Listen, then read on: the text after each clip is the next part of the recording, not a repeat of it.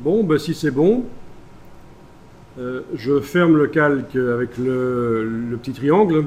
Je n'ai plus besoin de voir le détail. Et je vais organiser déjà les calques ici. J'ai déjà 3 types d'objets. Des objets de mesure, de la numérotation, du texte. Donc je vais faire 3 calques. Premier calque, je vais l'appeler texte. Deuxième calque, objet de mesure. Troisième calque, numérotation, auto.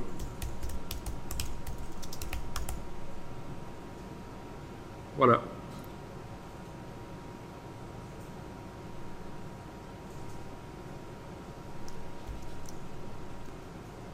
Le calque numérotation auto, il a des vecteurs verts clairs et c'est pas toujours facile de voir des objets vert clair sur les pages blanches. Donc je peux double-cliquer sur numérotation auto et choisir ce que je veux comme couleur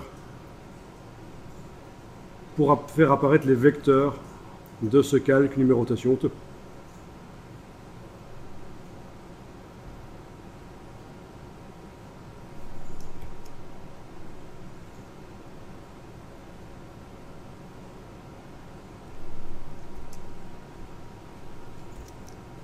Ben voilà, il faut transférer les objets dans les bons calques.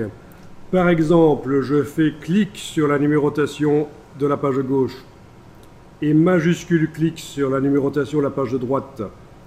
Et je transfère ces deux objets d'un coup vers le calque numérotation en prenant le petit carré et en le déplaçant vers le calque numérotation.